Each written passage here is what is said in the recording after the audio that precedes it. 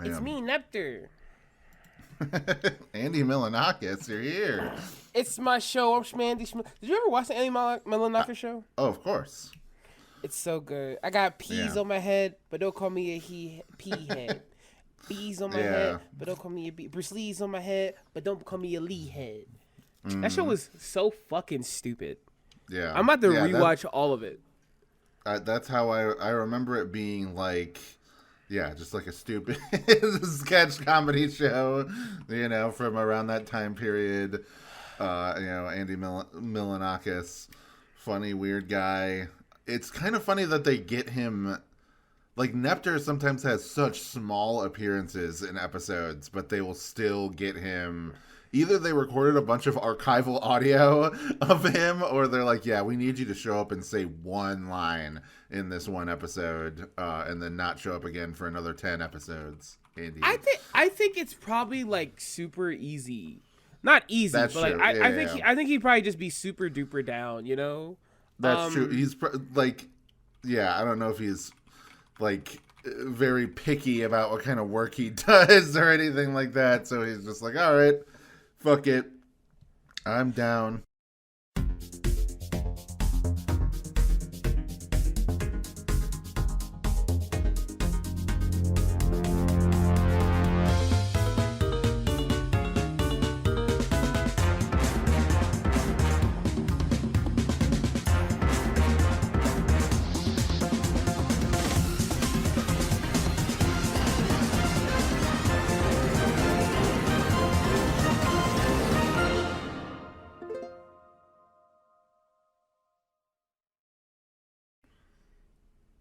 Let's go in the garden in this third installment of our little Adventure Time miniseries. I'm Wyatt, who is here with me today as always. Hello, I'm Morgan, and will happen. There we are again, 'cause you and I will always be back then. Very good. We're here. We're talking about the final batch of seasons for Adventure Time. This is. I want to say this is maybe the strangest and most like up and down emotional I felt about anything we watched for this show. Yeah, I don't think it's close. I don't think it's very close either. I would say for sure because if you've seen our last episode. We weren't like, fuck Adventure Time, it sucks now, necessarily, but we were very critical of, especially season 6. It just, the vibes were bad, negative emotional. But we were hopeful for 7, too. We were like, there's like a chance to get their footing again. Yeah, like it felt like the problems with season 6 were either, like the problems we had with it, were either an intentional storyline that they were doing, which I'm kind of skeptical that was the problem in season 6. Like, I understand that they had some story elements like, oh, Finn, he's still depressed over his breakup. His dad is a fucking loser, etc.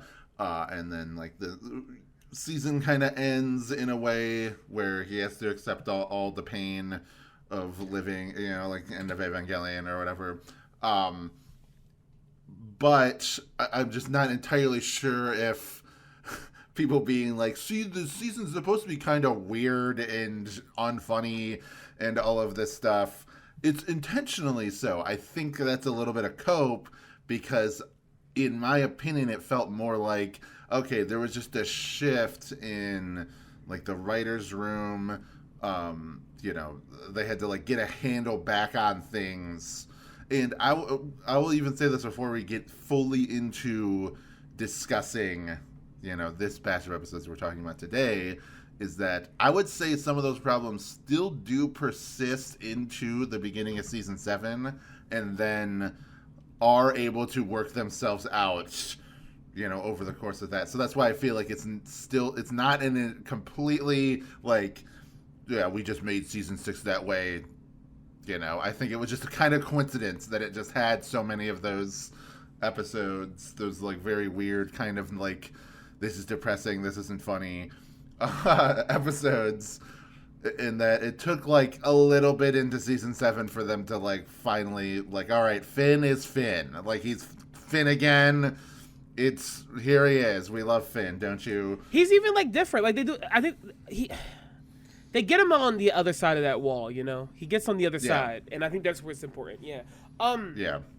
But yeah, I don't even know where to fucking start. I'll say that for this batch of episodes, if the previous batch of episodes I had a lot of knowledge about season 5, and then only seen a few episodes of season 6, I only seen like 3 episodes of season 10.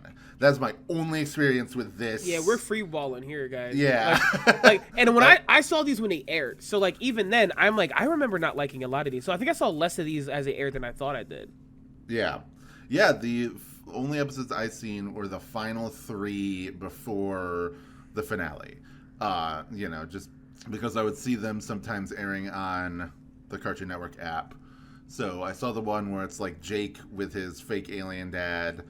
I saw the one where it's will Finn and Jermaine, like they go to Mars and they eventually, like with Betty, and they eventually end up finding Jake. I remember seeing that episode. And then the one that leads right into the finale. So, that's my only exposure to this batch of episodes. Otherwise, like the only thing I knew other than that was that there was a miniseries that involved Marceline. I did not know that there were 2 other miniseries, after that in season 8 and season 9 that, also are like 8-episode arcs. So, but yeah, I guess let's start on season 7. Let's just open up with season 7. Season 7 opens up with PB lore, which is great because I think Bonnie and Nettie is the first episode, isn't it? I think so. Yeah, that and then Varmints. Bonnie and Nettie is such a good episode. I think it does such a good job of like setting up PB's past, which will become important as we go through these last few episodes. I also think Nettie's very cute. I think watching this episode, I knew immediately how things were going to be different. Yeah, I feel that. Like, I definitely I was very much engaged. I was kind of like locked in from very early on into season 7. Like that first episode, I was like, oh, this feels good. I liked having this little. I like the fact that it continued the plot line from the end of season 6 with the King of Ooh. Yes. Kind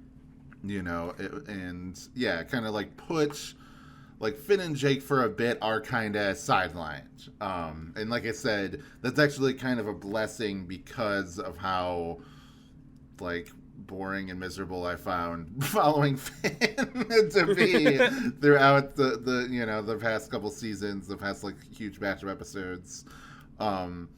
So like getting like, all right, here we go. We're following Princess Bubblegum. We're kind of like digging into her, especially in the aftermath of her getting, usurped. Dethroned, that feels like the right thing to do. And then Varmints, the episode right after, I would say is the first time in a while that I was like, that is just a fantastic like episode, and it's one of the first. I think it's the first like Princess Bubblegum and Marceline episode since one of the first real episodes. Because listen, the fucking I'm just your problem crumbs, guys. Enough, okay, enough. Yeah. That was the beginning. That was the spark that ignited this whole thing. But this is the first time where it's like, all right, we actually do get to see some really good chemistry between these 2 characters.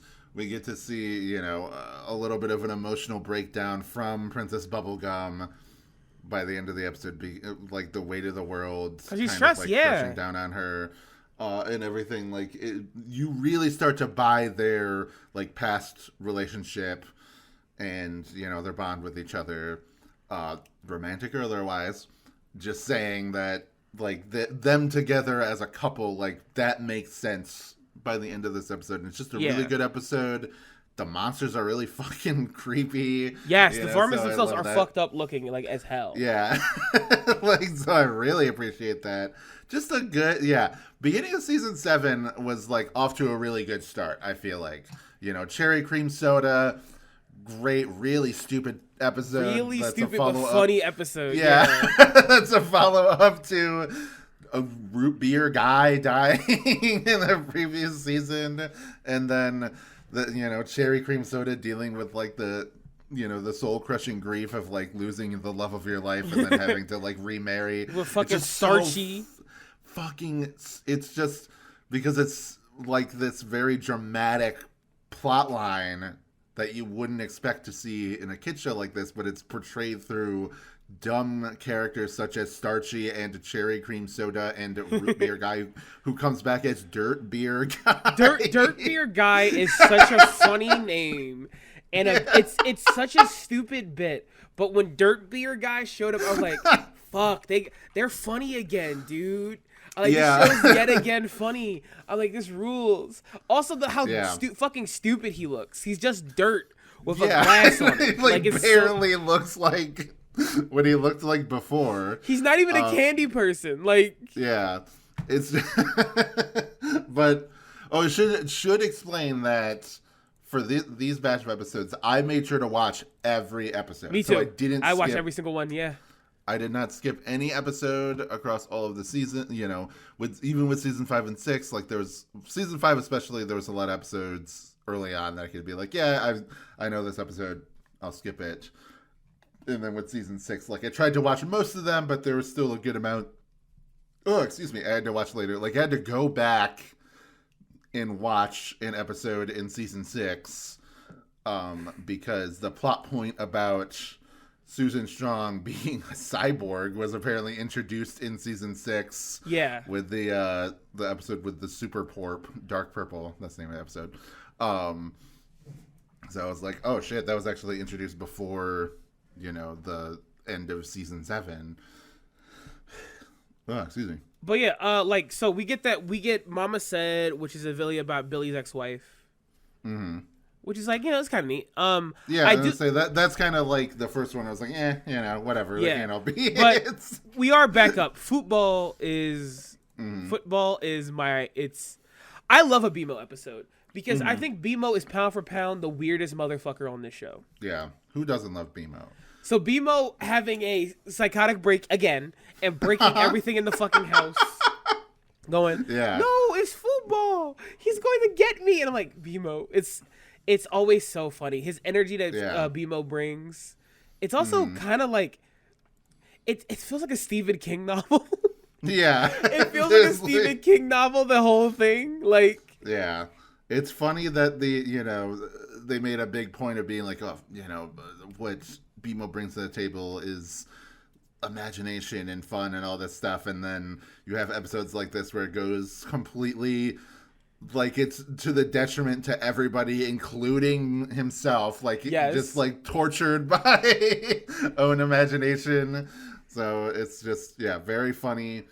This was, like, I remember watching this batch of episodes, like these 5 episodes, right after we recorded last week and right before going to work. And I was in a very good mood. I was like, yeah. Adventure Time's back. Like, then we get it's gonna be good. Then we get to peak. Then we get to straight fucking peak. Yeah. I can't believe that Adventure Time did what is it? What? 8 episodes? Like an 8 episode block for Stakes. And it rules the entire time. I was so apprehensive at I know Adventure Time near the end goes into like these long arcs, right? But if the things didn't work in seasons 5 and 6 when they try to do like the story stuff, they understood it perfectly with Stakes. It is so fucking good. Yeah, it feels like, even though it's we're in the storyline we're dealing with, which the storyline involves Marceline wants to get rid of her vampire powers. Unfortunately, after an experiment where they are removed successfully, we eventually see that the powers manifest back into the vampires that she stole all of her powers from. So then they have to, like, Kill Bill style go and defeat them all, and, you know, so that she can regain her powers. Very, very good premise.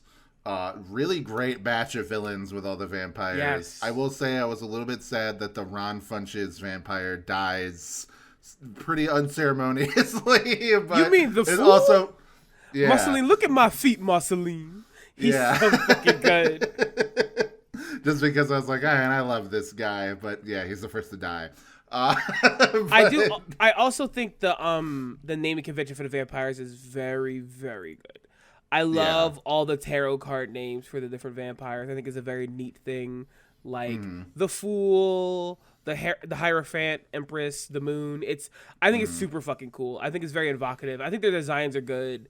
They feel like and I know this on purpose. They feel like Sentai generals. That like they would fight over the course of a season. You know, it's great. Yeah, and in the Vampire King, even though we eventually learn he's like, oh, I'm tired, I don't want to do this anymore. The first time he appears, you really get this sense of menace from this guy. Like, you really do feel like, oh, fuck, this dude is...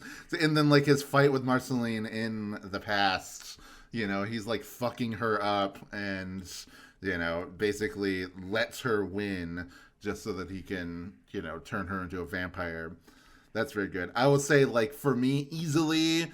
The overall best episode of this was Everything Stays, the second episode, just because it's a pretty good, like, you know, just cutting together of, like, flashback events of Marceline's life. And all of them are, like, very emotional in their own way. You know, we see her as a And they set up a lot of stuff, too. They set up a lot of shit for the future. Go ahead. Sorry. Mm-hmm. Yeah, because they, you know, we see her as a little girl. We see her, you know, after Simon is leaving. We see her, you know, as a teenager hanging out, finding like a colony of humans, and like like you said, that sets up way down the line, or like not way down the line, but like later in the Islands miniseries, which we'll also be talking about, that, you know, the humans, like, they left Oo and went off, you know, because things were too dangerous on Oo. Just a very good episode. I just felt very emotionally invested in what was going on. Like, Marceline, her friendship with, like, this little girl, kind of, like, paying back, you know, her friendship with Simon in a way. Just a great overall episode, and it made me, like, I think this batch of episodes in general sort of made me okay with this version of Marceline. Yeah, no, you know? I think it's like, even though we like wanted the funny Marceline back, and I think she is funny in these episodes, I just wanted Marceline to have episodes where it was about her, and not her, and like you know, like about like things to her, and not her like enhancing another character.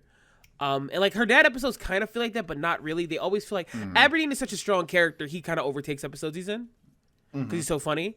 But, like, these all feel like Marceline episodes, and they're really good for it. We also get to go into, like, a lot of the angst of, like, being a vampire and being different. And I'm the vampire person, everybody. I like that a lot. I think this really locked me in on, like, okay, I think they probably knew the complaints we had about Marceline. Right, yeah. And that's why they do these so early in the season to really, like, lock you back in on her. Yeah, like, she is an important character, undeniably, so we need to give her something, you know, substantial to get you invested in her. And, yeah, it gives us some more time to get, like, Finn and Jake back on track. They are pretty much sidelined for this miniseries, though they do have some really great moments, like dealing with the moon. The big laugh was from when the moon starts talking and Jake, that's what she sounds like. It's really good. It's them running like this, like, you're in my light, you can't outrun me. Run faster, Jake, run faster. Yeah. Just like it's really good. It's really, really good. Yeah, and then the scene of Finn trapping down and then kicking the Vampire King in the dick a bunch of times before being like, wait, no, we're not fighting anymore. The fucking Dragon Ball Z fight of the the Dragon Ball Z fight of the King and Marceline in the air. It's a really the King also sleeper, very very funny character. I'm glad he got to live at the end in a way, because he's so funny. Like, also, who the fuck turned a normal lion into a vampire? What's your fucking problem? Yeah, I love that. He's just such a cool design, great voice. Yeah, Billy Brown did a fantastic job. Yeah. And he does such a good job of being very menacing at first and then being very, being more sympathetic later on, but still offering us a really good finale where the powers go out of control, start fucking everything up, and then, just a genuinely gorgeous scene of Marceline accepting her vampire-ness and going into the middle of the dark cloud and absorbing it all. I was just like kind of blown away that they did something that like epic and breathtaking. Usually Adventure Time goes for doesn't try to go for that, it goes for things that are more usually wins stuff usually a lot of times. Yeah. So I was like, wow, they actually gave this like a really cool emotional ending. Then of course it ends with the the full version of the song Everything Stays, as a montage of everything that has changed, by the end of this miniseries. The King of Ooh is out, and the Vampire King, he's back to being a lion, etc. So just a very good miniseries. I was immediately like, man, season 7 is fucking cooking. There was just some really good, already from the first 5 episodes, there was a couple bangers in there with varmints and cherry cream soda and football. Yeah. And then this miniseries, I was like, that was fucking great. It kind of made up for the really anticlimactic Orgalorg storyline that they did. And it was nothing. The nothing storyline. Also, I do want to say, I did pop very loud for the Mr. Belvedere theme being sung. Yeah.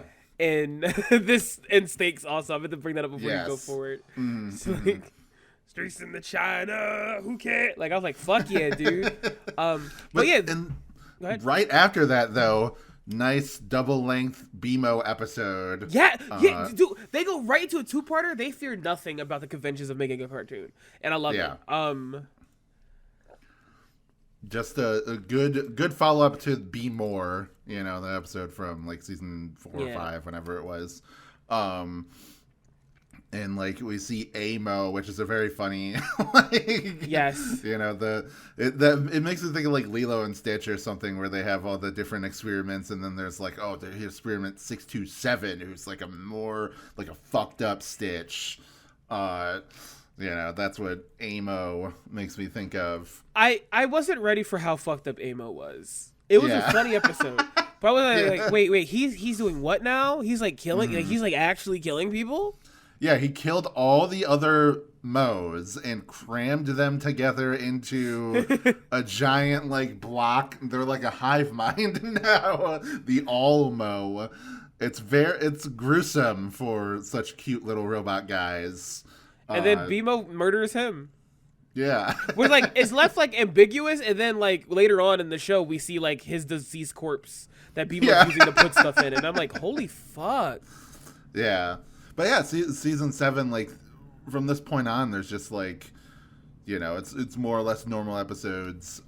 Should mention that according to people online, I wasn't aware of this, when it was airing or whatever, but season 7 actually did extend quite a bit past what is now considered season 7. When it was originally airing, it went pre-boot and reboot were the finale. That makes season 7 a lot more sense. The episodes, the beginning of season 8 up to that point was also part of season 7. So, whereas the way it ends here, the Thin Yellow Line, insane name for an episode, by the way. Insane plot and name for an episode. Yeah. Okay, look, we can talk about the other episode. There's a lot of good ones here. I also very funny. President Porpoise is missing is pretty funny. Yeah. Angel Face, another BMO episode, hilarious. Mm-hmm. Hilarious BMO episode. I want to talk about Thin Yellow Line because it's crazy this got made. I know a lot of people go like this. It's crazy to let this be made. This was actually crazy it got made.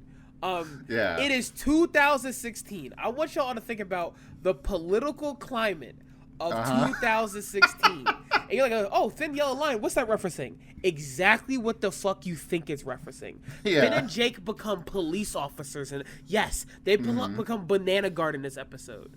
Yeah. What the fuck? Yeah. And then, because there's a Banana Guard who's like going against the rules and spray painting, it's like graffitiing walls, and they think that they need to stop him and, bring him to justice. Eventually they find out that, Princess Bubblegum just wants to reward him for his artistic talent, which is a nice cartoony way to end the episode in like a heartwarming way, with all the other Banana Guards mentioning that they have talents. One of them is like, I have no talent, and Princess Bubblegum is still like, that's okay. But yeah, just like kind of a wild way. If this is the end of season 7, kind of a weird way to end the season. The episodes funny right but before weird. It though. Yeah. Flute Spell and Hall of Egress are great episodes. Hall of Egress is man, that's like an old timer. It's so good. It's so good. It's so. I think if I had to show someone a random Adventure Time episode, that might be one of them now. It is so trippy and weird, but also funny and relaxing. I think Finn going out there with the eyes closed, just like, no, Jake, I can't do it. If I open up, I'm gonna. Yep. Right. Yeah. There's just something that's so weirdly relatable about that. Yes, it's how life feels a lot of the times. Like, I think episode like this that like isn't even about Finn dealing with like relationship stuff does a better job of showing how he grew up than the episodes dealing with his like exes and stuff like that. I think this is a great episode showing that he's like he's getting older. He's like 17 almost, Yeah, absolutely. Like this and Flute Spell, I feel like that was when I was truly like, Finn's back. Finn's back, everybody. Thank God. Not that he was like insufferable for the rest of the season or anything, but he didn't get a ton of focus, maybe some bit parts here and there. But this is when we like knew he could get focus and it wouldn't suck. Yes. Like, Hall of Egress is just solely focused on him, and it's just a very, very compelling episode. And it is about like that kind of thing of going blindly into life and trying over and over again, not understanding what you're doing wrong until a moment where everything can click into place. You can finally take that step and progress forward. Just a lot of good, very thematically rich episode without like really beating you over the head with what it's about. It's I don't know. This is like a really beautiful episode. Like I definitely I think everyone should watch Hall of Egress as a standalone thing, because it's, I don't know, it's so like aligning in how life is. I don't know, it's weird. Yeah. Only other episode of season 7 I want to talk about before we move on. Just a very quick shout out to Summer Showers, because I like how they've given all of Jake's kids puppies, their standalone episodes. And Viola, just a very cute episode with her as a character, being somebody who wants to be an actress, but then is underappreciated by LSP because she's a horrible person. I was coming in here to scream at all of you, but that was really good. Just a very good. I really like that. Viola isn't. I would say Charlie is probably my favorite of the Jake's kids, just because her episode's really good. Yeah, we'll get to Charlie's episode. Fuck her. I like her. She's funny. I think my favorite, I think it might be Kim Kil-wan. I'm sorry. Yeah, he Kim sucks. Kil-wan's really funny. Evil fucking landlord motherfucker, but it's so funny that he sucks like that. Yeah, his daughter is cool. I also do like TV. Because he's a loser. A relatable man child. Did you ever see the promotional art of all the kids where they have like Viola's acting, like is driving a car like she's in a show. Jake Jr. is reading a book. Charlie is like hanging out with a mummy. You know what TV's doing? What's that? He's painting Warhammer minis. Right. Again, very relatable man child. TV's such a loser. He's my favorite. I love him. He's great. Yeah.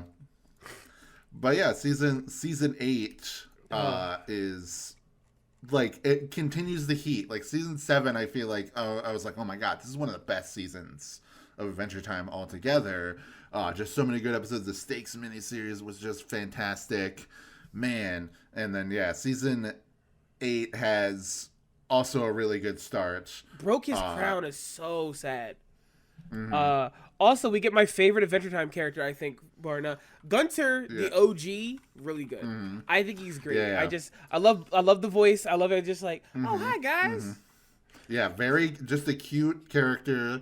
The him being like the prototypical Finn with his like little pet dinosaur cat thing as his Jake. That's just like a cute touch. Obviously, this episode is based on the fact that like all of the past people who use the crown, their consciousness is stored in the crown, which kind of makes sense, on a logistical level. The idea that the Ice King, it really does seem like he has literally no idea who he was beforehand, because his personality and his mind is completely replaced with what the crown is. So like the Simon personality is just stored away in the crown. But yeah, it's a really good, one of those like good episodes. Again, I think because of Stakes, it's fine to have another episode where it's less about Marceline and more about somebody, in her life that she's attached to, like Simon. Because like, it had been a while since we got a real genuine look at that. I do kind of like how Betty takes the place of the Ice King as like a constant thorn in the side and it's antagonist. I think she's also really neat because she's such a good mirror, because she's now become the obsessed person with the one she loved. Like Ice King's mellowed out a lot, but no. I also think this is like a good episode to like have the humanization of the Ice King with Bubblegum. Like Marceline is very much like, yo, he come on, Simon's not like that. He's better than that. Right? Yeah. He's been getting better, and even at the end of it, she's like, yeah, he has been getting better. He has been trying, and Betty's just falling deeper down the hole. It's really sad. Yeah. That's and that culminates eventually in like the whole climax of the show. But it's just, it's good to have that moment, especially because we've been starting to, like, season 5, especially maybe season 4 into season 5, has started to turn the screws on Princess Bubblegum and make her more of a morally gray character. And then we feel a lot of sympathy for her by the beginning of season 7.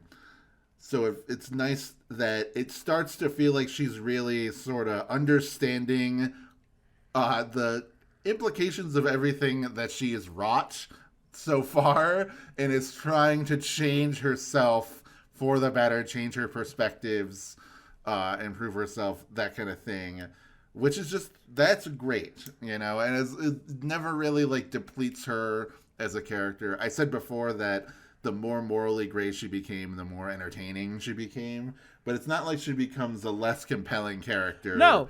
I even think they start turning her towards being just good a little bit more as these seasons go forward. Like, you could tell the way that Finn is working through something, so was her and Marceline.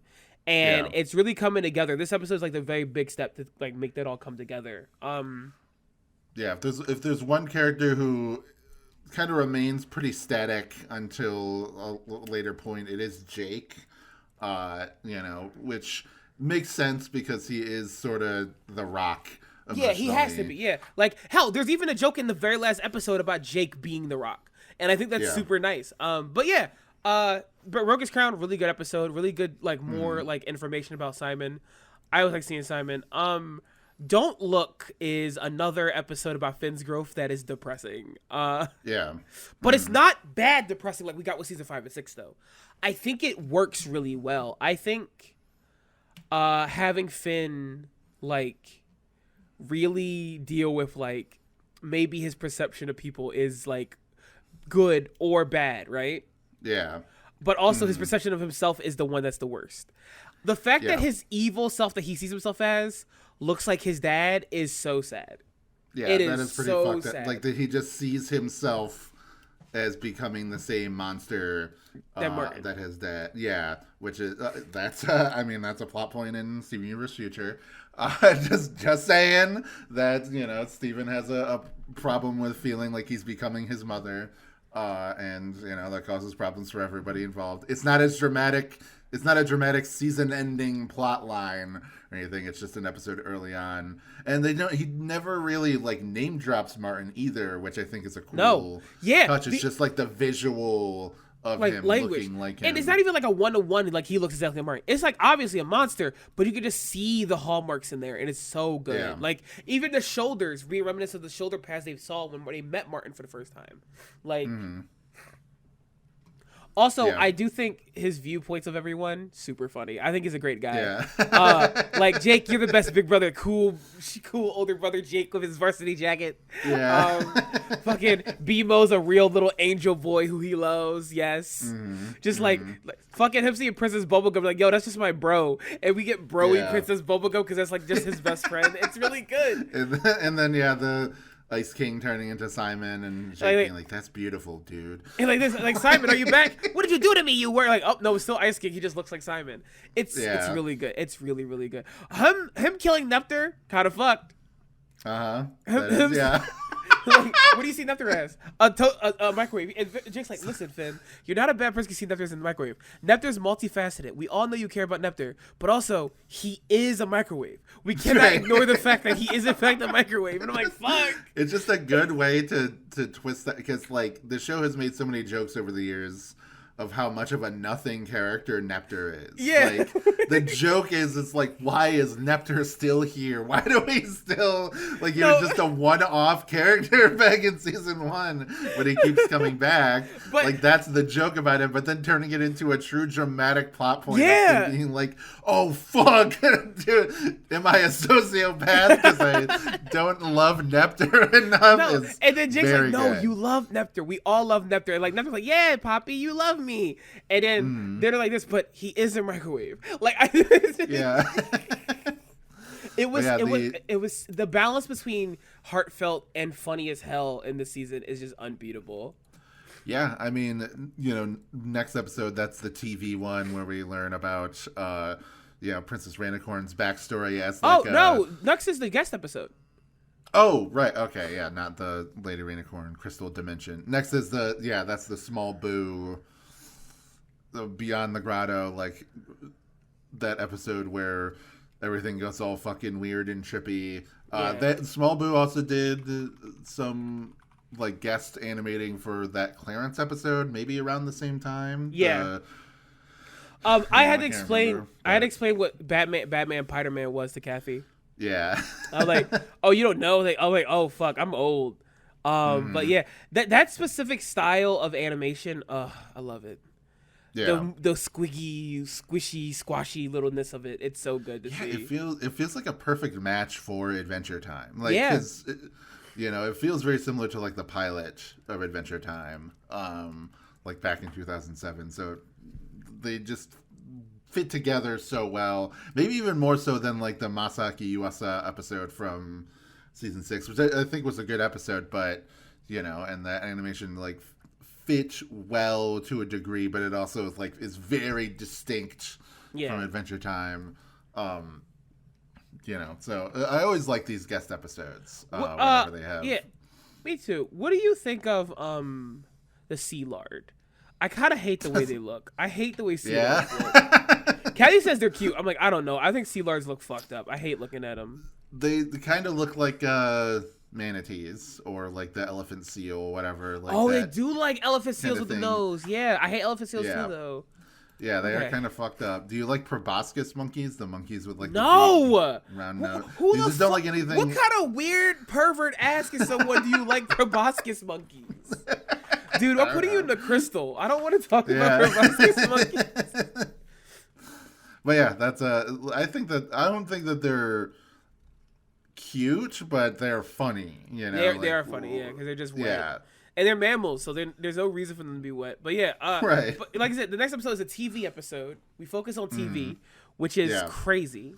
And Radiant Rainicorn's radical background. Yeah, and her shitty ex Lee, who's a domestic terrorist.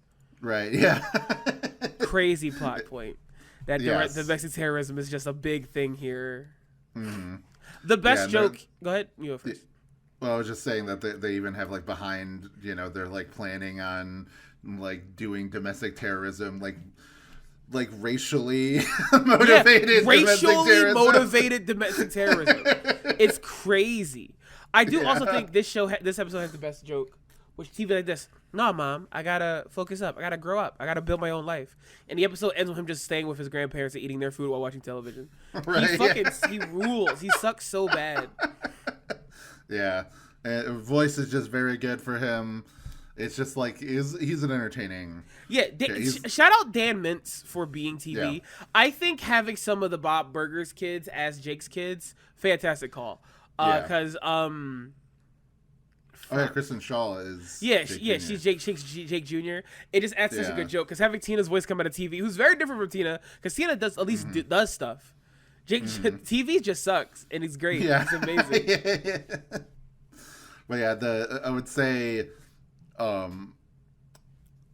what other episode? I'm looking through the episodes of season 8. I don't want to like go through every freaking episode of season 8. Like, I Am a Sword. That's the one where the Finn sword gets broken, which sets up, later down the line.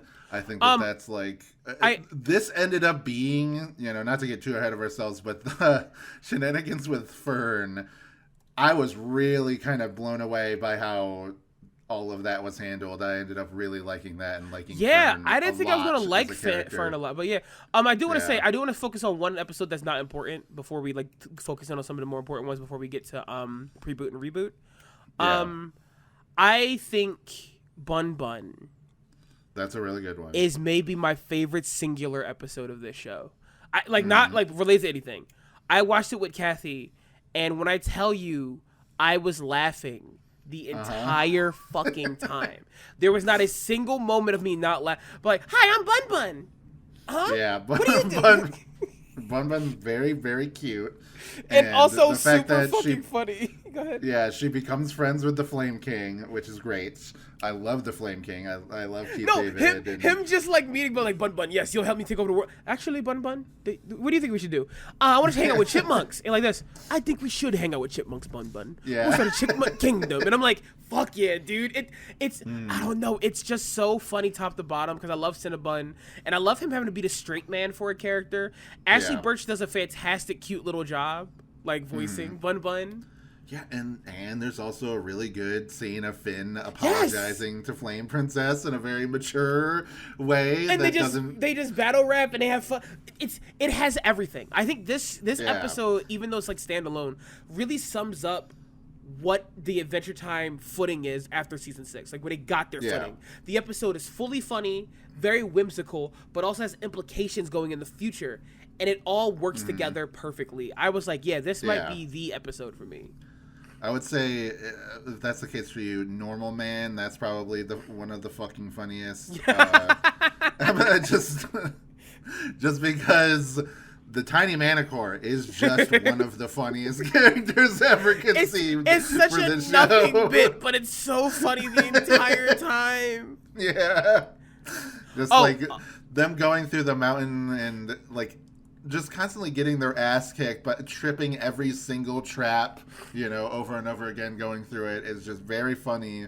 The fucking boomerang, dodging that, and then a second boomerang coming by. So many good gags.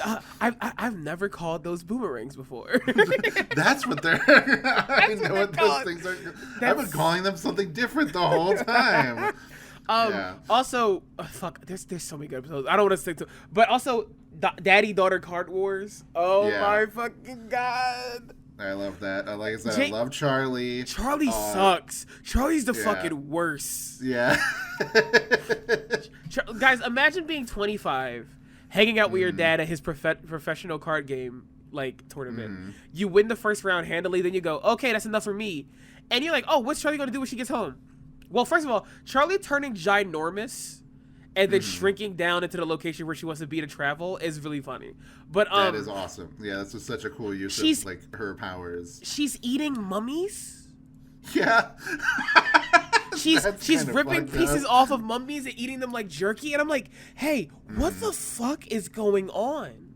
Yeah, and yeah, so she gives like a terror rating to herself. Eventually, decides to come back for the final round.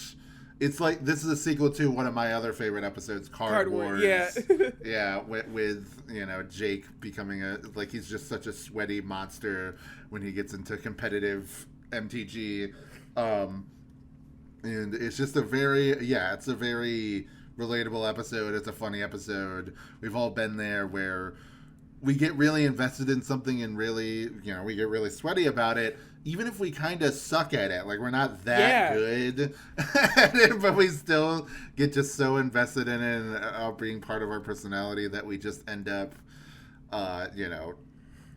getting like it just emotionally destroys us more than it actually fulfills us. Or had any right to, so it's nice to have this be like this maturing point for Jake and also for Charlie in a sense where she, is able to like come back and help out with that. I did not know that Hannibal Buress voiced Flame Prince. I just saw this on Wiki as I'm looking through. It's before he got recast, So, I mean, that's the last thing he did before he fell out of favor from being a landlord. Crazy. That's, I would say, I think, like at least a couple years after that, I would say, is when, he was like, and I love stealing money from poor people. I love being a landlord. It's so good. But I guess we should talk about pre-boot and reboot, and then there's a few more. But pre-boot and reboot, basically these are the episodes that deal with Susan Strong. And these are really good and really scary at times. I think Dr. there's a lot of... Gross is pretty hot. I think Dr. Gross is pretty evil. Yeah. She's a eugenicist, and you're calling her hot. Yep. Well, because she has like robot body parts, which is pretty sick. So okay. I think with your fucking penis again. There we go. You fucking wretch. Anyway, I'm kidding. But yeah, we learn about Susan, and then Susan goes fucking. We get our first glimpse at like the idea of like Finn's mom, maybe, and stuff like that. And then Susan goes berserk, and it is maybe some of the funniest things to happen in this show. Susan kills like 3 characters. Yeah, she is like a menace, and like genuinely, when she's like hit with a big blast from a Gumball Guardian, and then like bulks up even more. She like absorbs the energy. I'm like, oh, that's like Dragon Ball with the androids like absorbing the energy from ki blasts. When she grabbed Rattleballs by the arms and just ripped his arms off and shattered his whole body, I was like, holy shit. I was like so taken aback. I was like, what the fuck is happening in this show? It was so, she was just murdering them. And I was like, guys, and then Finn's like, hey, Susan, I don't want to do this. And then Finn's grass sword, which has been in his arm this whole time, comes back everybody and almost murders Susan. Yeah. That's and the fact that like all of these things happen, the introduction of like, oh yep, humans, they are still around. Susan Strong is related to the humans in some way, etc. Like all of these plot points are being set into place. The revival of the grass arm, as which I think we last really saw it with the season 6 finale where he defeats Orgolorg with the grass arm again. Nothing villain, unfortunately. Yeah, just a guy. Like, why does this exist, etc. But yeah, it coming back in such a way, like him losing his arm for real this time, and the grass arm developing its own unique identity, which we see in the next episode. It's just Finn too. That's just Finn too. Yeah, in a lot of ways. It took me, I don't know, until seeing it and seeing everything play out to start to realize like how fucked up like Fern's life is, like how horribly depressing it is that he's not a version of Finn or a copy of him. He literally is Finn. Yeah, when he meets Jermaine and remembers growing up with Jermaine and his parents, and I'm like, fuck, that's brutal. He's Finn, but he can never be Finn. And I'm like, this is fucking brutal. But he's funny, but I'm like seeing how he wants to protect Susan from Finn, even though he's not Finn and he's the one who hurt her. It's those episodes are really good, and I do appreciate Finn making peace. Like, hey, okay, just to be clear, you you can be me too. I'm willing to share my life. And even though Jake and a lot of other people disagree, Finn is like hard set, like, no, he's also me. It's fucked up if I don't share my life with him. Yeah. Yeah. I think before we get to talk about islands, I guess should talk a little bit about the setup for the next the Elements miniseries, because how do you feel about Patience St. Pym? She's a huge bitch. She's a huge bitch. She's so funny, though. The idea of being someone being from like modern day our time and going, I don't have a lot of elemental power because it's not magical. I'm going to just freeze myself and go to the future where there is a lot of magic. Yeah. That's kind of real. Like seeing like, okay, she's an ice elemental. She has like a ridiculous control over her powers compared to the Ice King, which is just kind of winging it, basically. Ice King, very powerful guy, but he's just a wish copy of what she is. Yeah. So it's just like, I don't know. She's a very entertaining character. I really liked the episode Jelly Beans Have Power, which is sort of like another episode in that storyline where Bubblegum has to sort of get over her mental hump of understanding that she has magical powers, not scientific, but then she ends up understanding them because she's like, she breaks them down as science to understand them as magic, what I think is very fun. Yeah. And then like that's another thing where she ends up causing a lot of chaos and destruction thanks to using her powers and trying to protect her kingdom.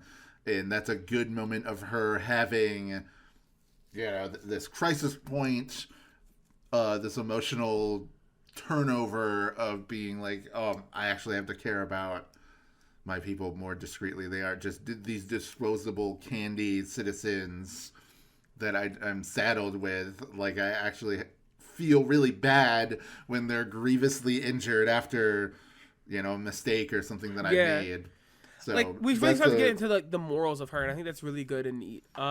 Yeah, which is why it's a cool touch that immediately after that they're like, all right, we're gonna do this miniseries. We're gonna get you like, it's gonna be focused on Finn and Susan, and then after that we'll come back around and do, we'll resolve this plot line.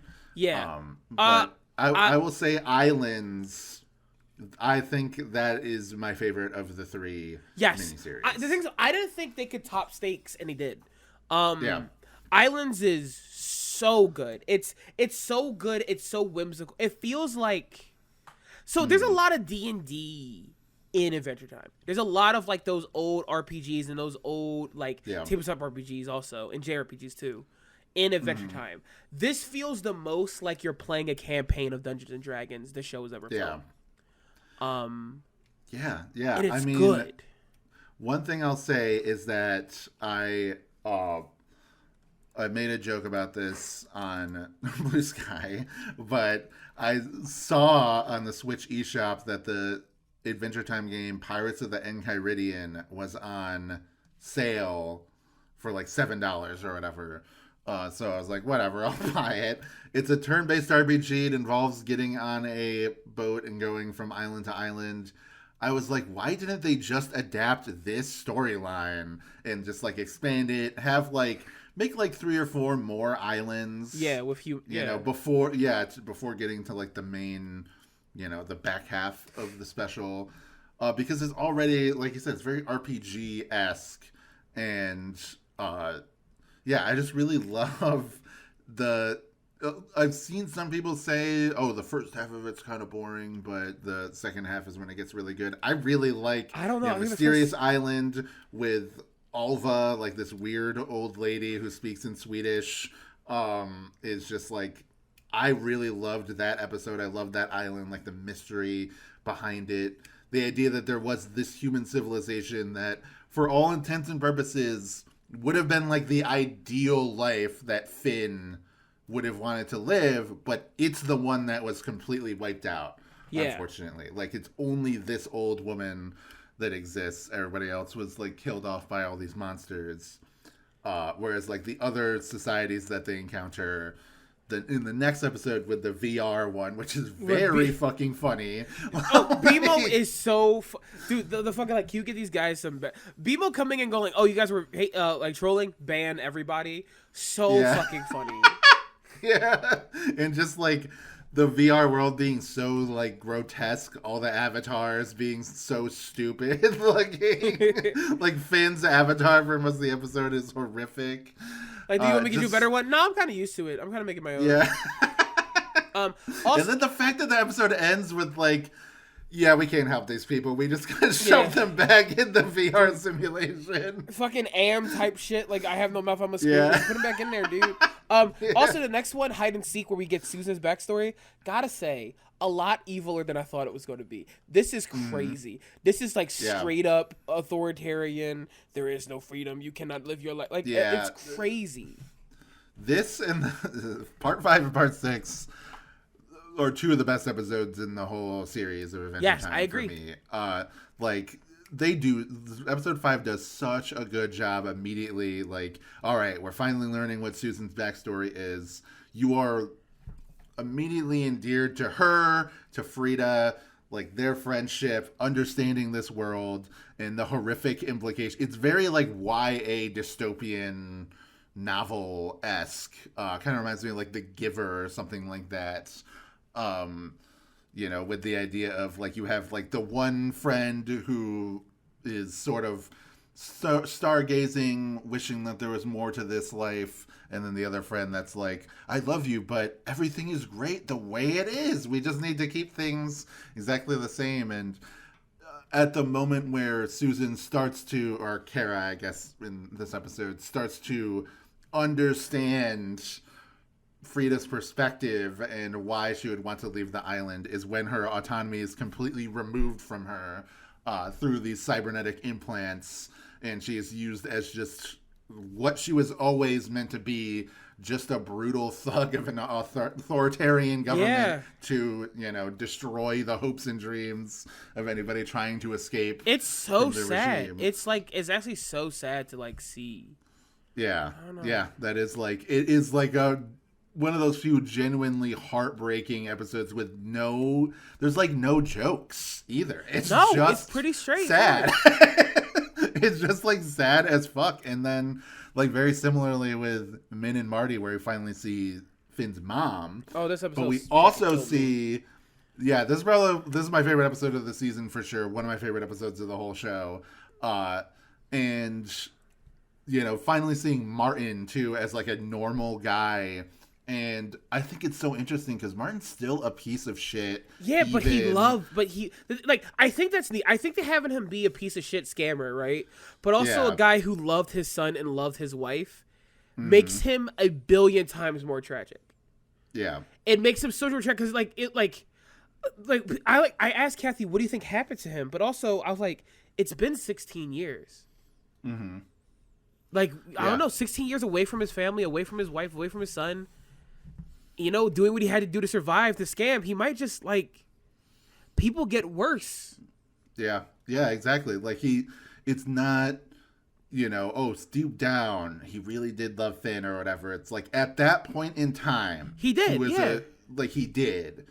Maybe that no longer exists, though, because, he was never really a great person to begin with, and he could probably easily justify all of that stuff as like, that was just a phase in my life. I'm moving on from it now. So when like Finn comes back into his life, he has a very apathetic. That's why I really like all my problems in season 6. I really like Martin's introduction as like he's not evil or he's not a criminal in the sense of somebody who does he's not like the Lich or whatever. No. He's just a person. A fucking piece of shit. Like, he's just an asshole. And then he just doesn't care about Finn. That's the problem. Not so much that he's evil and Finn is morally complicated by that. I think he's like also like a grand scheme kind of guy. Like, by the end of the show, where like last time we see him, he's a cosmic entity, Yeah. He's traveling through the universe. How important really could his son on Earth be to him when he's seen galaxies upon galaxies and like scam them and rob them, you know? Like, Yeah. I don't think that makes him a good person, or like, I don't even think it explains it fully, right? But it doesn't have to be an explanation. It just might be small scale to him at this point. Yeah. It might just all be small scale, which I think a billion times sadder than if he was a villain. I think it being small scale to him is way more hurtful for Finn than if it was something else. Yeah, I will say that this, that little montage of Minerva and Martin, like, going on dates, like, living their life together, ending with the shot of them sleeping in bed with, like, the newly born Finn. It's, like, maybe the most beautiful single screenshot in the end. It, like, definitely made me cry when I was watching the episode. And then the ending itself of, like, Minerva herself having that realization that her life was just completely uprooted and destroyed, but she has to continue with her research and with everything, like helping people anyway. And then that sort of fading into Finn, who is having that same realization himself of all of this terrible trauma that he's gone through over his life of, the heartache and hurt through helping people and all of that. And then continues to do that. The way that the whole series is resolved, where Minerva gets upset at the idea of Finn leaving again, wants to force everybody into the hive mind. Yeah. And then Finn shows her all the memories of all the good that he's done. And she goes, "You're a helper too." And I'm like, fuck. Like, Finn, for better or worse, is a perfect mixture of the two extremes of his parents, Mm-hmm. Where Martin is an adventurous dude who goes out there and wants to, like, just live and see everything. And Minerva wants to, like, settle down and help people. Finn wants to go out there and explore, but also help people the entire time. And her being touched by that was just, it was so good. And I'm like, this is, like, I'm like, yeah, Islands is great. This is fantastic. What a great way to end the season. And it's kind of crazy that the way that it's paced, we get, like, one normal episode and then another miniseries. At this point, it does kind of make me remember that during this is just what Cartoon Network was doing during this time period, because they did that with Steven Universe all the time, where they would be like, all right, you get to air this batch of episodes, and then it's like a couple month break, and then maybe like a couple normal episodes here and there, and then there's another storyline.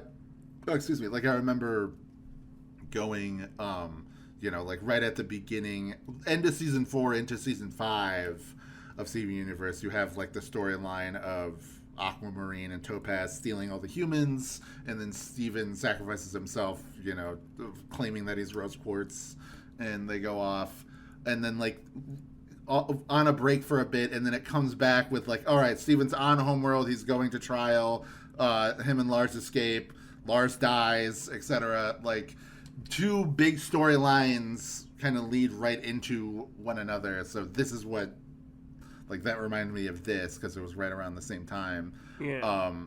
I'll say, Orb, solid episode, just like a nice little in-between episode. The Nightmare Princess is like a cool design, and it ends up being like weirdly relevant at by the end. The series finale. I don't want to focus on Elements too long, because I think we spent a lot of time. I think Elements is pretty funny. Yeah. It doesn't even come close to half as good as Islands or Stakes, and I think that's a little bit of a bummer. that is a problem. Like, there's the only episode that I like loved close to as much as that was Cloudy, where it's like Finn and Jake are stuck on a cloud and just sort of talking about, and that's like not related to any of it. Yeah, exactly. So it's like for some reason, Ice King's like love of the word in the term skyhooks is very funny to me. Like the end of the first episode, my skyhooks. Get the skyhooks. I'm letting down my skyhooks now, and then he like kisses his skyhooks. Good. The idea of like skyhooks as a term is so stupid. It's just very funny. But yeah, it's just a kind of resolving the plot point of the different princesses becoming elementals. I think it does have a good ending with Finn remembering his hero heart and everything, and then the Lumpy Space Princess being like, oh, she's like the anti-elemental because she embodies all of these personality traits in herself. That's good stuff, but like you said, it's just it is definitely the weakest of the three, and it's kind of not even close. And then that being said, I mentioned it on Blue Sky, but Marshmalline, the Campfire Queen, is a brilliant name for a candy version of Marceline. I do also like the emotional connections to all the elements, but we can just move on. Yeah. I think we don't have to tell that. I think Abstract, really good episode. I think Jake dealing with like being an alien and doesn't know his body's going on, but also like, talking to Jermaine and seeing like all the Jermaine stuff. Sleeper hit. I love whenever Jermaine's in the show. I love whenever Jermaine shows up. We didn't talk about it last episode, but the Jermaine is just such a funny character because he's just a normal guy. Like he's just a guy. Finn and Jake having a brother who's just like, dude, he rules. Like voiced by Tom Sharpling, so it's just a very funny voice. He's just like a very laid back guy. And just a lot of good jokes of him being like, you're gonna break your head if you climb up there, kid. With like later on, but I think that this season does, even though I think Elements is a little weak, I do think it has two of my favorite episodes at the end though. Whispers. Yeah. I love Sweet Pea. I'm on record saying I love Sweet Pea. Sweet Pea is my Goku. That's my son Goku, baby. That's my son Goku. He's born for evil, but he fights it for his better nature because he loves his parents. Him just whooping the Lich's ass at the end kicks so much. It's just so like this, like no, I don't want to be evil. I'm a sweet boy. What? Yeah. The Lich is like, what are you saying? And he just is whipping the Lich's ass. I'm like, fuck yeah, dude. I love that. The idea that like, the Lich, he's not funny. He's pure evil. He's just like this entity of like darkness and evil. Sweet Pea is like the opposite. He's like this pure light. There's nothing that is more pure and sweet than him. And that's just so great. The him like dropping into battle at the end of that episode where he's like busting through the pipes, like flipping around, made me laugh very hard. These two episodes, like this episode sort of leading into Fern finally having his like emotional breakdown was great. Like these two are just such good episodes of furthering Fern as a character. It's also because it does show that Sweet Pea understands good in a way Fern kind of doesn't. Because Fern's like, I'm going to hold Sweet Pea here. You can, and Sweet Pea like, I had to knock Fern out. Why? He wouldn't let me do the good and necessary thing. And I'm like, that's so true. Him picking up like Rattleballs' sword, also like Sweet Pea. It's just, it's such a good episode about the nature of being a hero. Because the thing is, though, Sweet Pea chose it. The Lich was in his head. Even if fundamentally he is like a good boy, he's choosing to be a good boy. Yeah. And I think that's so powerful that like he's not held to like what his like air quotes birth father is, Yeah. The next episode though, this is dark. Maybe one of the most fucked up endings of an episode since like Tree Trunks back in season 1, where the very similar things. It's just so funny how much the show has evolved where that's like a hilarious ending of an episode of this very adorable character just dies horrifically and the characters are just left stunned. This character, again, who is just Finn, gets horribly murdered due to, Finn accidentally It's very Cain and Abel in a lot of ways. Yeah. Like them wrestling on the ground and Fern's like, I want to be the Finn. I want to be the only Finn. And Finn accidentally hitting a button and saying the wrong thing and just mincing Fern. Like the visuals of how Fern dies is crazy. I'll post a screenshot. His face distorting as he's like swirled up into the weed whacker is fucking bizarre. It's great. Yeah, and Finn just like coming home with like a traumatized look on his face and then not even knowing what to say is just like, that is such an amazing way to end that episode and sort of like get us into this finale season and storyline and everything. Where like, the next episode that follows that in season 10, the fact that he's still dealing with the aftermath of that trauma, and Huntress Wizard has to help him through that, is just a very good episode. And this is the episode that made me like get them as a ship. You know, the Finn and Huntress Wizard. I appreciate them when the first time it starts going, they go, hey, we both got too much going on. And I think that's beautiful. Yeah. So we do get the Wild Hunt, which is a good episode of him dealing with it. We also get another BMO episode, which is, funny. He's a detective with Ice King. Yeah. Well, he's a salesman with Ice King. We also get Son of Rat Bear, which is the most season 2 episode feeling of Adventure Time. Yeah. And guys, they have rappers write the raps in this one. Thank you.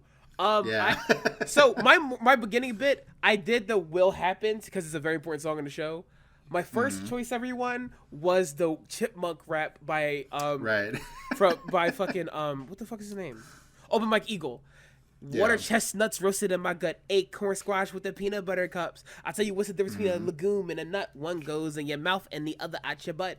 Dude, they rap. They were rapping on this fucking show. They were rapping. There's like, I posted it when I was watching the episode, but there's a scene of Finn and Flame Princess walking into a bar where Finn says like a really good sentence that's like, Rat Bear, son of Rat Bear's father, said that his son of Rat Bear, would be It's really good. The sense of humor, literally it has me looking forward to, like, I saw Flame Princess and Finn, I'm like, fuck yes. Could you imagine reacting that way like 2 seasons ago? Like, before it's like, no, not another one of these. Instead, it's like, they're friends again. So thank God, this is just like a funny episode. Flame Princess gets to be like a good character outside of her relationship with Finn. Obviously there's some of her stuff with her father, but like, she very much like owns herself, which is nice. And that's even true with like, that's something that you can give to Elements as well, is that, they sort of further Finn and Flame Princess beyond, being just old exes to one another. This next episode, Bonnabelle Bubblegum, where it's Princess Bubblegum as a kid. I don't know why. I just want to point out very quickly, like, because this explains, like, the plot of this season is that, some family members that she made is that, Gumbald and Aunt Lolly and Cousin Chicle are trying to plan a coup. They create their own candy kingdom and they're going to war and everything. But I just really want to point out a very small, stupid joke that always makes me laugh is that all the way back in the first episode, for some reason, there was a line put in that Princess Bubblegum used to date old Mr. Cream Puff. Mm-hmm. And then in like season 5, I think there was, where there was a flashback of Princess Bubblegum in like the way past with like the Finn incarnation. She's like talking to Mr. Cream Puff and calls him young Mr. Cream Puff at that point. And then we see Mr. Cream Puff in this episode as well. Just like a funny through line through her past. That she's like, yeah, he understands it. She also says like, yeah, he saw it all. He's been there the whole time. And we didn't know, but now I guess we know what she meant. Which is, by the way, so basically we find out that Princess Bubblegum made her own family, like Wyatt said. And they made her uncle made Mr. Cream Puff to be her boyfriend because he thought she needed a heartthrob boyfriend. Yeah. Deeply fucked up because that girl is gay. Yeah. So it didn't even work.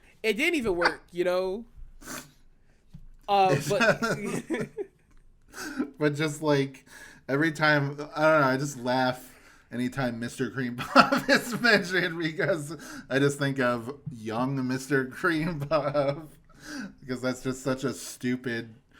Oh man, I love this show. We also get another good episode that sets it up. Is 17, where it's Finn's 17th birthday, which is crazy to think about, guys. We're on season 10, 17th birthday. He was like 13 when the show started. Yeah. Holy fuck.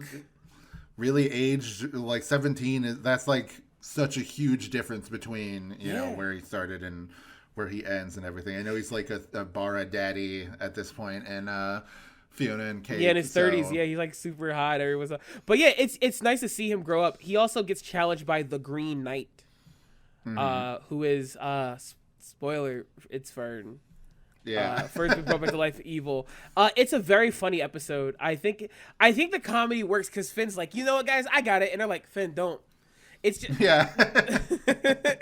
I feel like my again little moment here is when he gets beaten by the Green Knight and Wizard just goes up to him and is like, here, eat this elk heart. he's like okay, and he's like throwing up in a bucket like oh, I shouldn't have ate the elk heart. It's so funny. And then the way that the episode ends, I was like, what the fuck? Why did they think that this was a good idea? Sorry. Yeah, the episode ends with Ice King dressed as Flame Princess doing a Marilyn Monroe "Happy Birthday, Mr. President" thing to Finn. Yeah. And when I tell you I was watching this episode, and Kathy said to me, "That's inappropriate."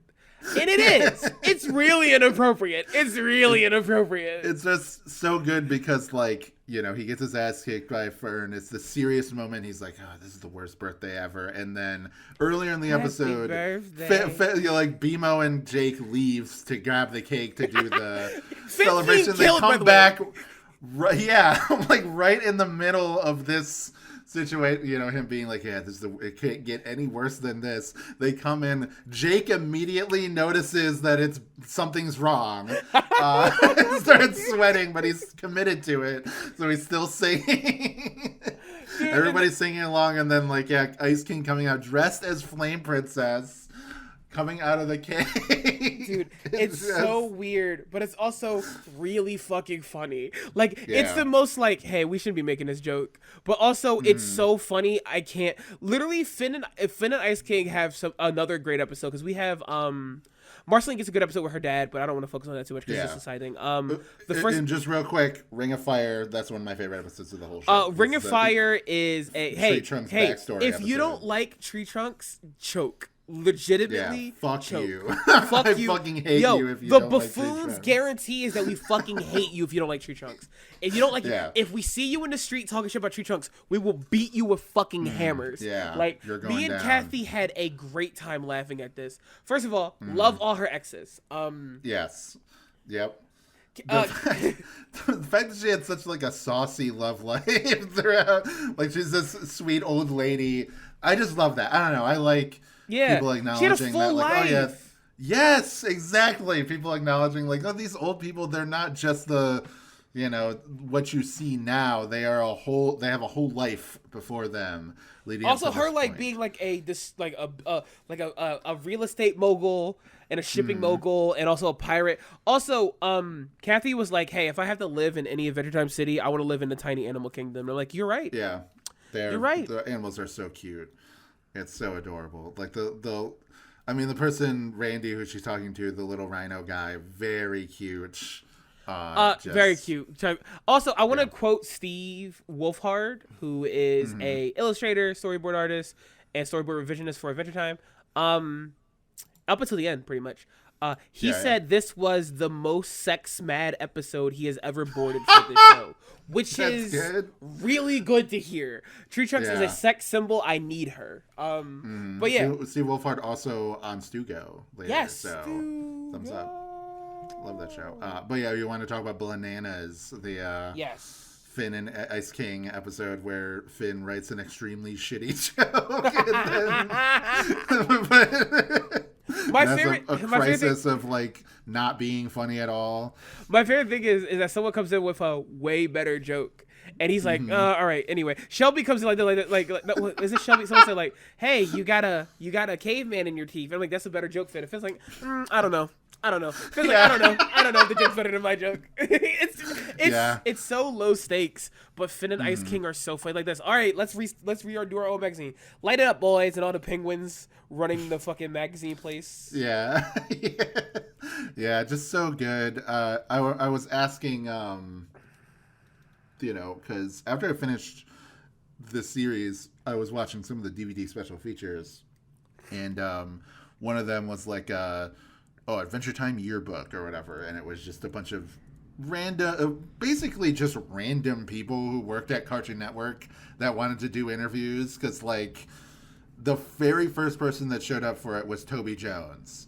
And as soon as that happened, I like paused the DVD, I took a picture of it on my phone, and I sent it to him and was like, I'm seeing this right now as I just finished Adventure Time. And, we talked a little bit about the series. And he mentioned that, he made his list of top 10 favorite episodes before season 10 had aired, so he hadn't seen any of those episodes yet, but he would put Bananas on there for sure. I think I would too. It's very good. It also is like, besides just being funny, it kind of really has shown how far the Ice King and Finn have come. It's great. Yeah. Just like a good buddy episode between them. Like, he's just like Jake, to him at this point. Yeah, he's just like another brother. Like, the fact that he sees him as Simon in that one episode is a great example of that. But yeah, then we have 4 episodes left, and I think we should give a little bit of time to all of them, but then do a bigger amount of time for Come Along With Me. Jake the Star Child is Jake dealing with his evil dad who's using people. And I love that Jake is so unlike Finn, that when Jake is getting scammed by his evil birth dad, he just out-scams him because Jake is a piece of shit, too. Yeah. It's so funny. Finn's like, I gotta get his approval. Jake's like this. Oh, how about, look like I scammed you, bitch. You're dead. Yeah. You're gonna die. Like I love that. Yeah, just such a good... And the alien Warren Ampersand is like a pretty cool looking alien, And we see like Jake in his like grotesque alien form after the end of Elements and everything. So it's cool to see that come back, even if it's just like a one-off episode, which is all it really needed to be. Like, we didn't need to make the plot of the finale or anything about this. But yeah, just like a good, solid, like this feels like a good like final episode for Jake. Yes, very, very much so. I think also Tales of Mars, which is Temple of Mars, was after that, which is when they get Jake back to Earth. It's another good episode for Jake, because it feels like Jeremiah. Yeah, Jermaine. It feels like the last Jermaine episode. And listen, I think it's really hard to make siblings in a cartoon that are different but the same age and still love each other. And I think they do such a good job with Jermaine, Finn, and Jake. Finn and Jake are definitely the brothers who are like closer in age, and they hang out together and they're into the same stuff. But they do love and care about Jermaine. Like the episodes where like they go to Jermaine's house and like eats dinner, or like an episode like this where he's taking care of them. It is just some of my favorite TV. I love it so much. Yeah, I love that. The episode has such a good fake out with Betty, where she comes to this emotional conclusion of like she needs to move on and just like live her life for herself. But then after seeing the Finn and Jermaine, like, they just force of will, like Finn just like forced his way through all the problems, and Jake was saved and they got exactly what they wanted. She's like, I could just do that. Fuck that resolution shit. I'm gonna save Simon. So that like sets up for her plotline in the season finale, where she's going to find this god of chaos and use his power in order to bring back Simon somehow. And I do love I do love people going like, hey, you don't want to like get to know Ice King? Ice King's like someone that we all love. He's our friend. Yeah. And I think that's so good, right? That they talk about Ice King like that. That like Ice King is still Simon in a lot of ways. Like if you could love Simon, you'll be able to love Ice King for who he is. Because like the core is he's still a good person, which is why they're able to because a lot of other people put the crown on just go fully evil, but he was never fully evil because he still is in there. And then I think Gumbaldi could put together Come Along With Me. Come Along With Me is the last episode of Adventure Time. It's the war, and it's a bunch of other stuff. And did you cry? Oh yeah, me too. Especially the fucking song. Oh yeah, that, I cried. I cried to Jake. Yeah. But I really love the framing device of this episode being like 1,000 years in the future, there's a new, duo of adventurers. Shermie, voiced by freaking Jeff from I didn't even Clarence. notice it. Kathy said, "Is that Jeff from Clarence?" I'm like, fuck, it is. I'm like, Yeah. damn. And Beth, the dog princess, who's voiced by Willow Smith, who they both do. They both have such distinct but energetic. You could see a full show with these two, like with the way they voice and I was like, I don't think that they should do it. No. But man, I would love, and I immediately looked it up on Twitter and I saw somebody made like a season of fan episodes, like fake screenshots. I was like, that's exactly what I wanted to see. Is somebody make a hypothetical fake season of TV with these characters, but not like fully commit to it, because I feel like it would be kind of similar to Dragon Ball. It would be like if they made a sequel series to Dragon Ball Z that was about like Goku and Oob, except for GT just like completely didn't even try to be like, whatever, who cares about fucking Oob?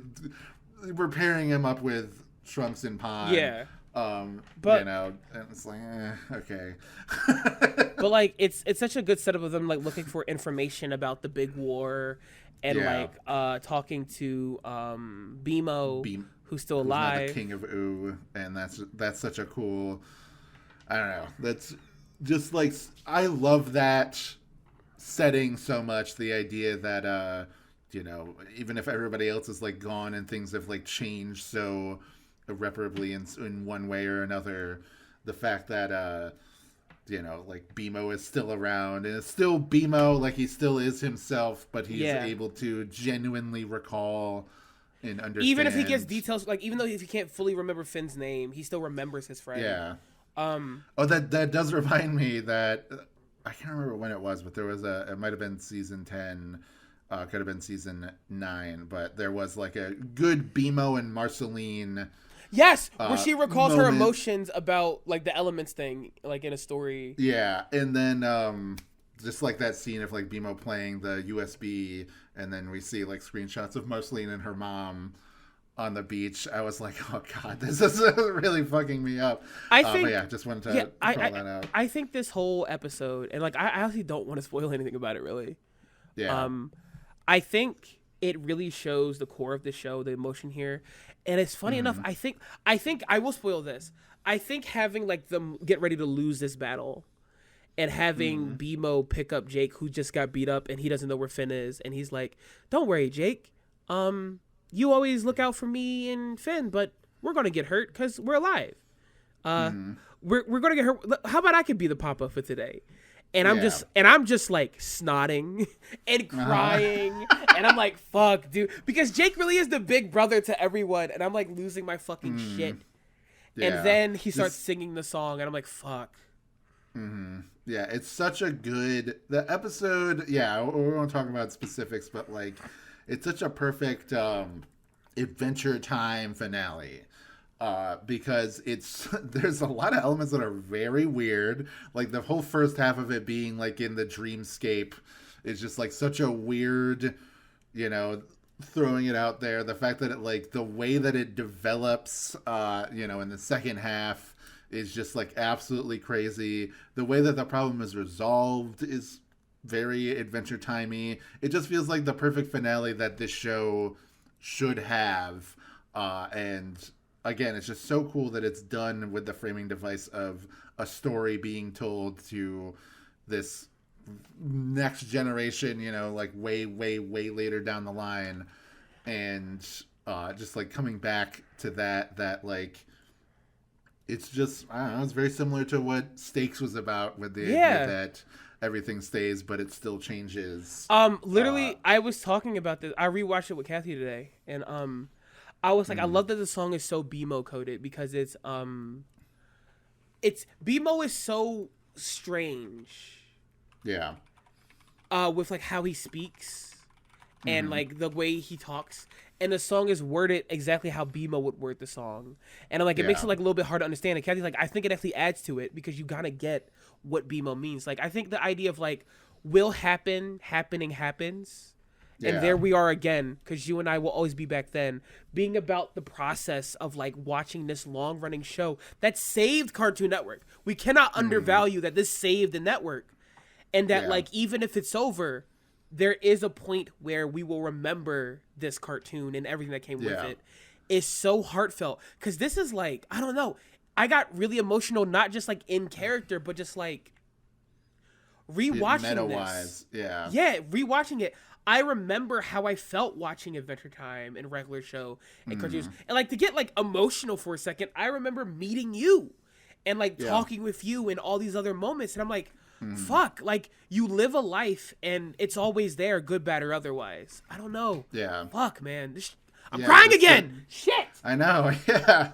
It was very like, after watching the episode, I was just like, you know, I listened to the song. I listened to like the Rebecca Sugar like performance of it, like at the Comic-Con and everything. Really like soaked in the meaning of that. And like, yeah, definitely I was like crying quite a bit. After the episode, and you know, even just like, you know, in the few days since I've watched it, just thinking about it, because like, yeah, it's just such a perfect summation of that feeling of, you know, despite things being, you know, time moving forward and like friendships fading and all of these things, people passing away, like things stuff changing, you still have it. You still have those moments, and like, those moments existed, so they'll always exist for happen, you know, like forever. So will happen. That's the, you know, the future, the present, and the past all are the same.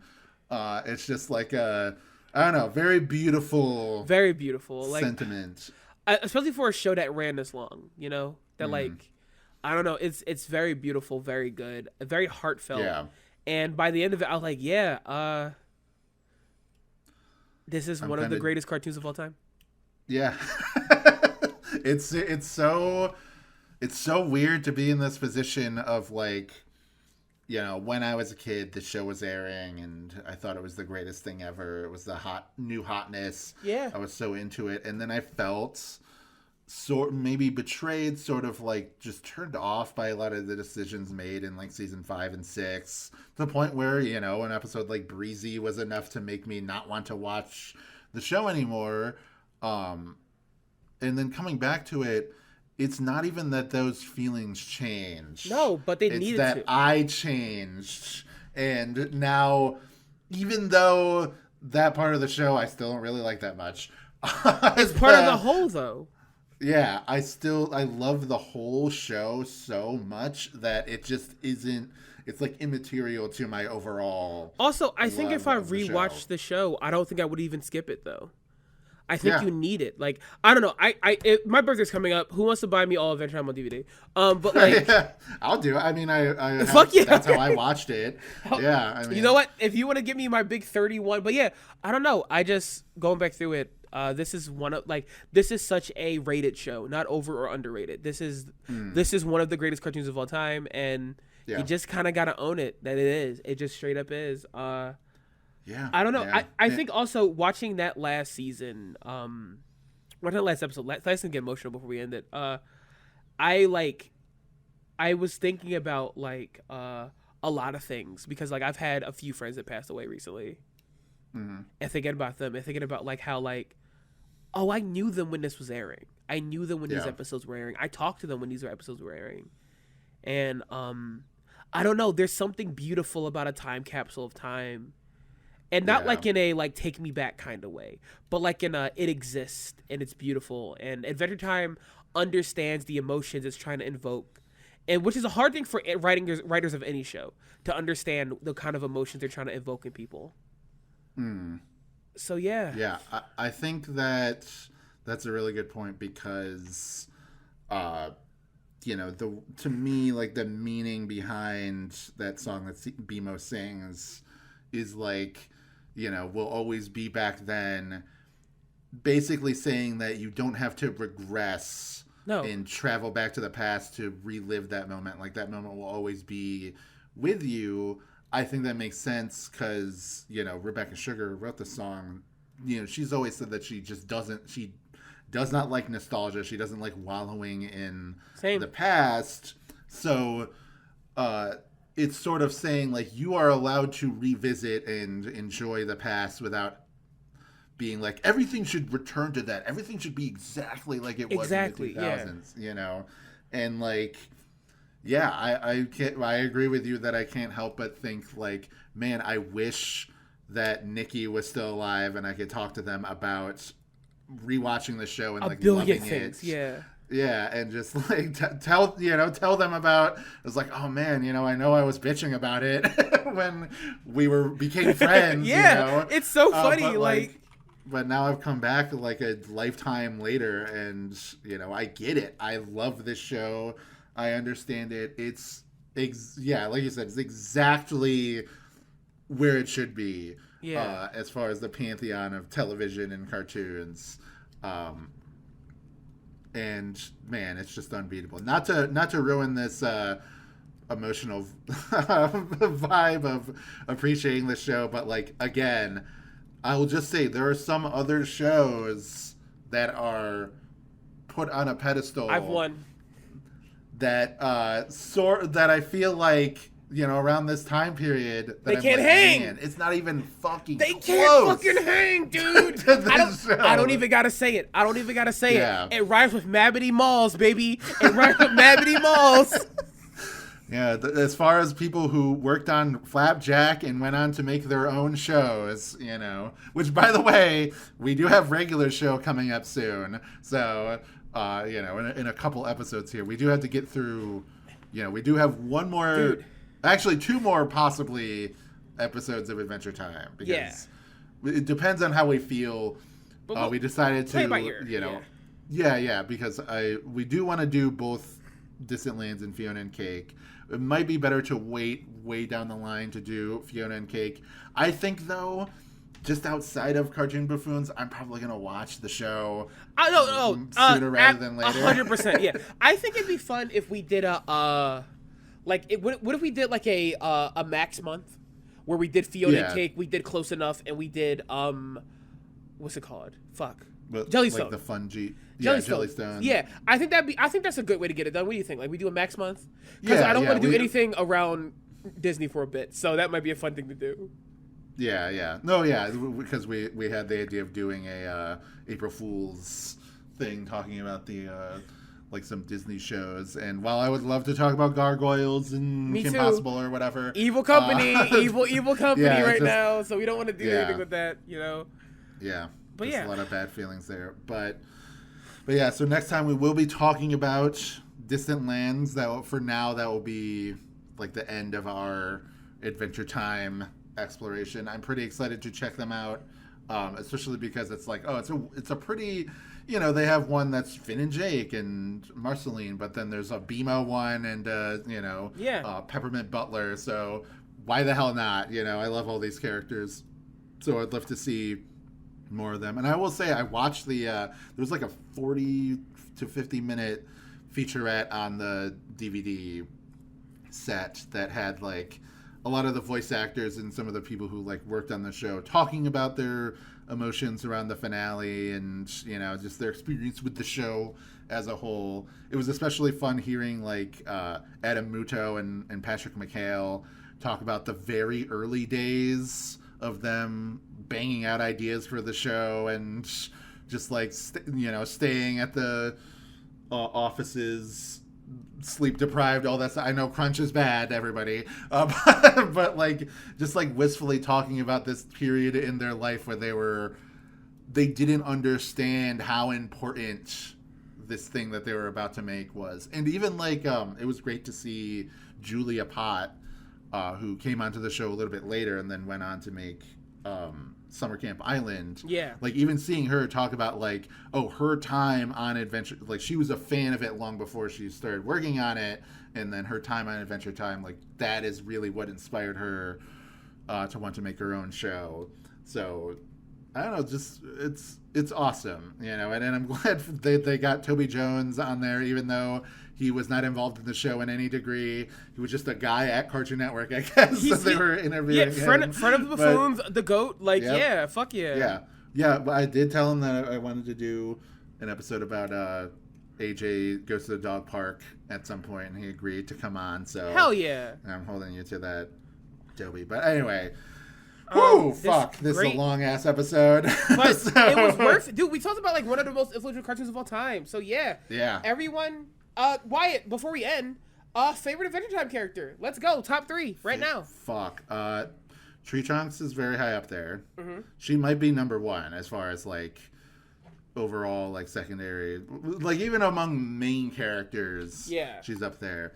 Princess Bubblegum and then Ice King. So that would be my top 3. So my top 3 is number 1 is going to be, I literally just had in my brain just shit its fucking pants while you were talking. Gunter, right. sorry. Number 1 for me is Sweet Pea. Sweet Pea is number 1 for me. Yeah. I just love every Sweet Pea episode. Number 2 is going to be BMO. And number 3 is Gunter, any of them. I think all of them rule. Orgalorg, fuck off. But Gunter, any Gunter, love any Gunter. Do you have a like an overall favorite episode? Overall favorite episode? Oh, fuck. I think it might be Bun Bun. I was joking about it earlier. I think it's just a perfect showing of like what I like about the show. I think it's Bun Bun. Yeah. Yeah. I think if for a more serious one, I would go with Min and Marty. That's my more serious one too, but my comedy one. Yeah, because it's just so devastating, you know, and as well the episode before it, Hide and Seek, is also like very devastating for Susan Strong. If I had to pick just like one random episode, you know, just kind of a one-off episode, that was my favorite. It's a tie between. I think it would be a season 5 episode. I think it might be Puhoi, the episode where Finn goes into the pillow world and lives good, lives that whole life. I always love those kind of episodes. Babe, how are your pillows? Pillowy. yeah. Jonathan Frakes as Finn, good stuff. So yeah, that's very, very good. I want to thank everyone for. We still got. Episode left, but still, thank you so much. This was so much. I think I was dreading this, and I was harder on this than I ever thought. I'm willing to admit when I'm wrong. I'm fully willing to admit when I'm wrong. This was one of my favorite things that we've done. I was dreading it. I regret dreading it. It was so good, and I think I'm glad that I could be earnest when I watched it and got honest with myself that I did enjoy this a lot. Yeah, for sure. Like I feel that same way where it's like first episode that we did, I was like, it's fun to come back to Adventure Time, even though, you know, I recently watched through season 1 and 2 for the videos I made on them. I'm actually in the middle of writing one on season 3, by the way. And, you know, so it was like fun to revisit those in a nostalgic way. And then it was kind of a slog to get through season 5 and 6, just because I was just like, oh, that's right. I don't really like these story decisions, and the writing just feels off, whatever. So when I started to be like, okay, I'm going to just watch season 7, like from the start to the end, see how I feel about it. And I was just so invested. And then I just spent like the whole long weekend. You know, I had an extra day off because of President's Day. I just not very happy to celebrate it about our current president. But yeah, though we had a federal holiday, etc. I just fucking consumed the show. It was just like my mind, it was just like the only thing I did that whole weekend, basically. And then, on Tuesday, I watched the first half of the final DVD and then the final episode right when I got home from work. And it was like the only thing I could think of all day at work. Got home, watched that final episode, cried my eyes out, like I said, and yeah, it was just like, it consumed my life to such a point, and it felt so good. Well, how many people buy like these super huge DVD sets of like 27 DVDs and watch all of them? No, seriously, like they're usually like shelf warmers, but no, you got to use. It's why I want to own it now, because I think I can see myself doing it. I do also want to say, I watched all this and then immediately went into celebrating my 10th anniversary with my partner. That's so good. I got my ass kicked. I got emotionally my ass kicked. Like, I don't know. It even made like contextually everything feel. I'm like, damn, I've been with Kathy since this show ended, because this show's almost 10 years old at this point. Like the last season, I mean. Like, fuck. I don't know. Great. This was great. I love my life. I love cartoons. I love Adventure Time, and I love you, Wyatt, and I love doing the show with you. I was so emotional the entire time. Like, let's go. Yeah. But yeah, we'll see. Yeah, I love. This is just so much. I'm just so glad I got to do this, and that we're on the same page. For yes, the me most too. part. Like listen, we were ready to not be on the same page for this, but we are on the same page. Yeah. Now, Steven Universe, different subject. But Yeah, right now, we will get there when we get there. I've already rewatched it all, so I don't really need to do that for Cartoon Buffoons. You know, I'll probably I'll rewatch some episodes when we get closer to that episode down the line. But I just like beginning to end watched it with a friend. So I have my opinions kind of locked and loaded. You know what? After this, I'm not holding any experience. I'm willing to be proven wrong when I go into stuff. I'm not one of those online guys that gets off on like hating something. If I go into a show I thought wasn't good anymore and it's good again when I rewatch it, I'm happy as shit. My favorite Kamen Rider is Kamen Rider Wizard because I rewatched it and kicked ass. So like I'm ready for this. So that's great. All right, we gotta wrap this fucking episode up. Jesus, do we? I'm sweating my balls off in this office here. We've been recording for like 2 hours. All right, where can we find you on the internet, Morgan? You can find me at GrownX4 on Tumblr. I talk about a lot of stuff, wrestling, vampire, stuff like that. You can find me at Blue Sky, GrownX4 also. I talk about a lot of nonsense, mostly wrestling, stuff like that. I am approaching 2,000 followers on that website. Jesus Christ, put me down. Yeah, you got to hurry up and do it before Gulb gets here and, rips the whole thing apart. You don't want that to happen. Wyatt, where can we find you? Over on Twitter and Blue Sky. Don't go to Twitter. It's fine. On Blue Sky, Waz Ranger, WAZP Ranger, mostly stream of consciousness stuff, but I do post about videos I'm making, podcasts I'm doing. Like I said, actually working on a script for a new Adventure Time video, just because the mood is right. So I want to at least do like the season 3 and 4 one relatively soon. I kind of want to just like get those done and then edit a video together just talking about, like edit the 4 seasons together into one video, I guess. And then we'll see how that would perform. Just talking about like, the early seasons, the classic era. But yeah, so follow me. If you aren't already, I don't know how you would be listening to this if you're not following me, but if you just found Cartoon Buffoons, you don't know what's up, follow It's Only Magic. If you want to support us, if you want to get that Distant Lands episode next, go on Patreon, give us $3, get that episode right now if you're listening to this on YouTube. If you're already a patron, thank you so much. If you're only at $1, that's fine. Still get Wow Cool Robot, which is me and my friend Wayne reviewing every single robot in existence. We may or may not have done BMO at some point. I can't remember because we've done so many fucking episodes of that. Do need to record more soon, so I'll talk to Wayne about that. But all right, that will do it. We're done talking about the original Adventure Time series. Yep. It's kind of like a weird hole in my soul now after it being so much of my life for these past like 3 weeks. But now we must move on to the final bit of this little mini series. We'll be talking about the Distant Land special. So see you there. Goodbye.